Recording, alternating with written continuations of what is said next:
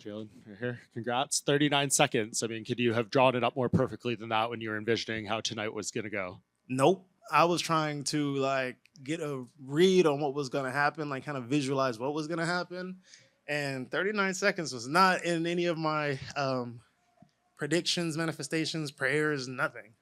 Yeah, you had to wipe the Vaseline off just now. Does it usually just come off naturally in a fight or something like Yeah, that? usually, yeah, you get the gloves to the face a little bit more, so they wipe it off for you, but not this time. How do you feel about this win? Because obviously you didn't hear the broadcast, but you hear Daniel Cormier and Joe Rogan. They're like, he doesn't even want to fight. Like, he doesn't want to be here, but he's doing this for like a higher feeling and all this stuff. Like, I don't know. Is that all accurate? Like, do you not actually want to be doing this, but you just feel like you're meant to right now or something? That was pretty accurate, yeah. If it was up to me, I would probably be. I don't know. I just want to help people. I just want to do other things. I want to be, praying for people, ministering to people, coaching, helping others. I just want to help serve people.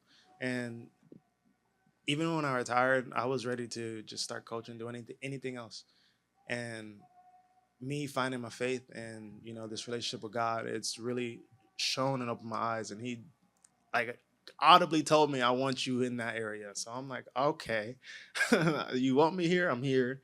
I'm doing it out of obedience. And I did love this at one point. It's not like there's any love like lost. It's just I found a different passion for it. Finding that higher power, finding that connection, that relationship. It has it's made it to the point that I come in here free because the results aren't ultimately on me. I show up, I do what I love, I'm training, and then the outcome is in his hands. Is there any connection between that mindset and the way these past two fights are going, though? Because DC and Rogan were also saying, like, it's one thing to say this when you're running over guys, but if you're tasting adversity and it's, gets to a gritty fight where maybe you don't want to be in there, like, in a different way, maybe that flips the mindset even more in a different direction. Yeah, absolutely. That absolutely could happen. But even when I have been in gritty fights, when my mindset wasn't this, I was still there. I was still in it. When I fought Dan Hooker, I didn't want to fight that fight. Like I was having the worst time of my life before that fight. That was probably one of the hardest fights I had mentally outside of the cage before I ever stepped in, and I still put on a war. It's something that's in me, and I get that, but I'm just leaning on a higher source than myself. When Charles Johnson was in here earlier after his win, he said, like, the platform you get of getting that microphone in the octagon with Rogan where you're sitting right now, like, that is one of the most powerful things you can have. So if you're trying to help people, if you're trying to spread a message, is there few better things you can attain than this moment right now? Honestly, no. That was another thing that I learned because as I was trying to figure out what my next steps were going to be in retirement, God kind of shined the light. This is going to be my biggest ministry. This is going to be my biggest platform and opportunity to speak to people that need to be found, that need to see His light, need a light shine, need some inspiration, need some love, need some help, need some care. Like I'm partnered in a nonprofit now, Mason's Hands of Hope. Like we're trying to help people, and this is one of the biggest things. And it's funny because I was just talking to my pastor the other day. And I'm like, I used to think it was the corniest thing when people would go and talk about God and Jesus in the octagon. I'm like, why are these dudes doing this? I literally I was training with RDA and he won one of his fights and he said it and I was just like cringe. I was like, why are you wasting your time? Like I was trained with Michael Bisping too. So Michael Bisping used to kind of emphasize that too. Like, don't go in there and talk about God. This is your time on the mic. So I grew up with that mindset. And for me to be like this now, I'm like God had to have done it because there's no other way. And is it now just a fight by fight process? Like, came up pretty clean right now. If, Sean or Mick or Hunter calls you in the next few weeks or to fight at the end of the year, like, are you reassessing it in that moment if you want to do it? Or are you, ready, already knowing you're going to be ready to do another fight? To fight again or in general? To fight again. Yeah, I signed a new fight deal. I know I'm here. I know this is what God's called me to do. I know I'm gonna be here a little bit longer. I'm ready. When I retire the next time, for sure gonna retire. Like I'm done. I'm just wait for that call. God, we good? All right, cool. But right now, this is where I need to be. This is where the biggest platform I have is. So I just want to grow it and build this brand, built it on a solid rock, a solid foundation, and just give all glory and thanks to my Lord and Savior Jesus Christ.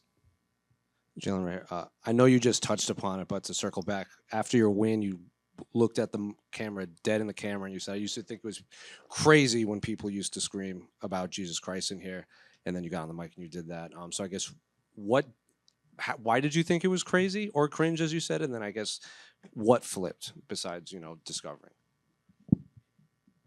Dang, that's such a good question. I used to almost feel like I liked being like the outcast, like I liked being like the black sheep. I didn't fit in, and I was cool with that. And when people growing up would talk about God, it would just kind of like I didn't know, like it was just ignorance. Like I didn't have an understanding. So I would just be like, what are you talking about God for? Like, oh, this guy makes all these rules and he wants me to live that way or else I can't get into heaven. Cool, I'm cool. Like that's my mindset, and then I started reading for myself. Then I started understanding for myself. Then I got curious. And then I'm like, oh no, I got it all wrong. Because I got everything I wanted out of this career, fighting for the UFC, hitting the top 10, partying with all these models, drinking, smoking, whatever, dude, having all the fun I could. And every day I would go home and see my kids. And I'd be like, this is not fulfilling. I was like, what is going on? It was the opposite of every rap song I ever listened to. It was the opposite of everything I ever grew up understanding, And I was like, this isn't it. And something more came about. I'm sorry, I see the fight. So y'all got the fight on. It kind of caught my attention. But yeah, so ultimately that was it. I just got to understand it for myself and stop listening to what everybody else was saying.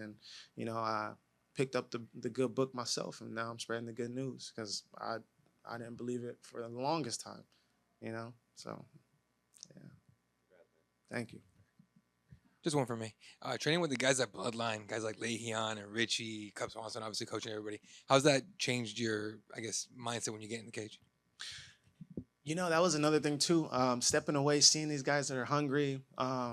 They're so good. Like there's so much talent in that room, and there's guys that are hungry. There's guys that deserve to be in the UFC. Like Richie Miranda just got his opportunity. Like I was happy for him. Danny Silva. I just hope he gets his health back, and he's been a killer. Lehian is. Dude, he has hands of stone, bro. And then also having a vet like Cub, in my ear, helping me out, mentally through my challenges because he's been through some ups and downs. And he's like, all you need is one good win and everything will shift. And he's like, just keep riding the momentum, keep building yourself back up. And he's like, all you need is one. And I was like, really, huh? So, when I was retired, that's what he was like kind of talking about when I started to like get the pull to go back into the UFC, and that's what he reminded me. And I've known Cub since I was like 18 years old. He saw me fight as an amateur, so he's always believed in me, and I've just been thankful, And then Anthony Gonzalez, he's helped me out a lot too, just mentally, like being like backing me. Manny Fernandez, he's been there. Like he's seen some of my roughest times. Like he's seen the retirement. He's seen me like breaking down in tears in the gym. Like I'm like, bro, I don't know what's going on with life. Like Will, he's been my manager. Like he's been with me. Like all these guys have been with me in some of the hardest times in my life, and I can only just thank God for it. And all the team that I have around me has just been. I don't even know how they came about. Like it just started just aligning, like, and it's just falling like dominoes. And I'm just thankful. And then also, I do want to kind of. Gilbert Burns was the first one to branch into management, but that's the next thing I want to start branching into too, is managing fighters. Thank you. Jailin right here. Congrats on the win, man. Given you're back on a 2-fight win streak now, 2 finishes in a row, and given your fighting style, on your way back up the rankings, have you thought about chasing the BMF belt or even be considering for a fight like that? That's very enticing. Charles has it right now, right? Correct. Dang. Charles got it. See, if Max had it, it'll be more fun. Like, Charles' grappling's good. I mean, but the way he got it wasn't, the most BMF style. I'm just keeping honest. But, Sure. If it was me and Max, we ran it for the BMF, that'd be tight. I think the fans would go crazy for that. Striking battle like me and him, that'd be fun. But, I don't know. I don't know what the future has to offer, like as far as like title fights go. Oh, well, look, bro. I'm sorry, y'all getting me amped up. Yeah, BMF title, Jailin Turner, whatever it is, let's do it. That'd be a fun one. And in the main event, obviously your friend Ian Gary. Any last minute predictions? Man, I told Ian a long time ago. I was like, I see him being champion, and I think he's gonna edge a decision. I mean, dude, Islam is Islam, bro. He's one of the greatest of all time. Like, how do you go against him? You know what I'm saying? But it's like I train with Ian, so I seen how good he is and how talented he is and how quickly he learns. I'm like, dang, dude, you're sharp. So it's one of those things. But I can see Ian. That's why I told people, like, don't be surprised if Ian wins. Like, why would you be surprised? Like, he's really good. So Awesome. Thank you, James. no predictions. May the best man win. That's it. Ian got my support though. That's how it is. Like, I ride with the people that ride with me, and I gotta be careful what I say on these mics because everybody likes to clip things and take things out of turn. So I don't even try to speak on certain things like that. Hey, Jalen, congratulations. How gratifying is it for you to put yourself through a grueling camp and have the result, as dominating result as possible after putting yourself through a tough camp like that? It was a blessing. The last, what was it, like 3 pounds? Last 3 pounds on that weight cut was rough, y'all. Out there, the fire alarm went off at the hotel. I'm just waiting for the car. I'm like, valet, come on, y'all. I gotta get this weight off, yo. And man, and then to go in there, this was almost my fastest finish in my career. My fastest finish was my pro debut. I finished the guy in 38 seconds. This one was 39 seconds. And I'm just thankful to be healthy. I'm thankful to be able to go back to my family. I'm thankful my opponent's healthy. I mean, I don't see him having any major injuries from that. Like, I'm just grateful. We love what we do. As long as we love what we do, we go home and we sleep at night, and it's another day to fight again.